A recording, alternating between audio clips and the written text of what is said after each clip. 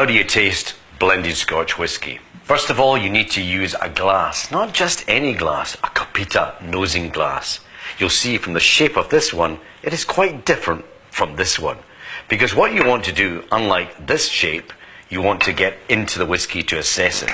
So what you must do is take the bottle, pour it into the glass, swirl it around, as I said to you before, throw it out. Because you want to get rid of any odors that are perhaps on the lip of the glass. Swirl it around, bring it up and say, hello.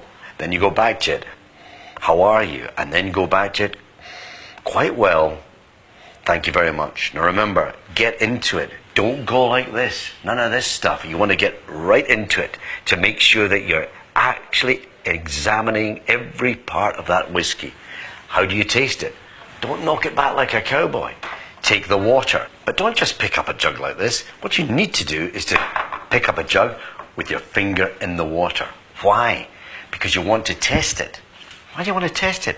Because many barmen, unfortunately, stick their jug under a hot tap by mistake, and therefore, this is what ruins whiskey. 6 times I've now ruined my whiskey. 6 times. Twice in America, once in France, once in Stockholm, and twice in England. So, you take the still water, you put it into the whiskey, reduce it down to 35% alcohol. 35% alcohol is the ideal strength for really bringing out the whiskey in the palate. Put it in the mouth. And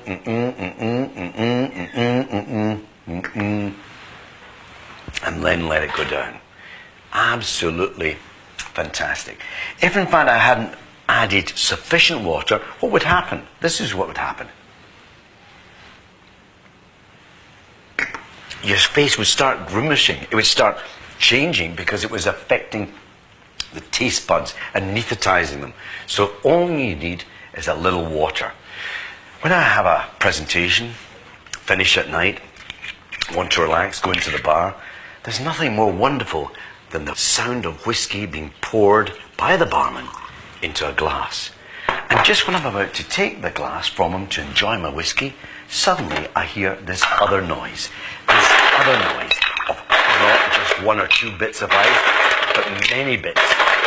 This is now Scotch on the rocks. This is taking my whiskey, ruining it with all this ice. In the olden days when there was no ice, the Scots had to improvise. So what did they do? They went to the riverbeds. They took the cold rocks that had been chilled by the mountain snows. They put that into the whiskey and that chilled it. And that's why we call it Scotch on the rocks. All I'm saying to you is this. If you're ever in a bar and you want to try and enjoy your whiskey this way, don't take it. Take hold of the barman and show him what it's all about. Yeah, chuck it away. You don't need it. Now we're going to move on to the 22. Now, just want to guide you a wee bit here.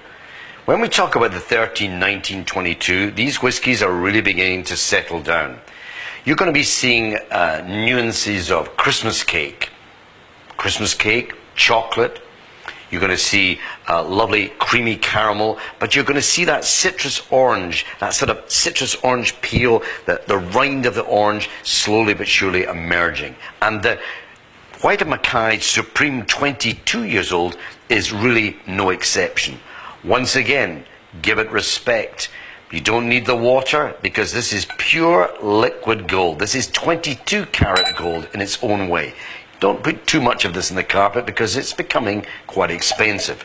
But what you're going to see about this one is immediately that weight. And remember, we're not talking about a big muscular man. We're just talking about the weight of the lovely individual component parts that have gone in here.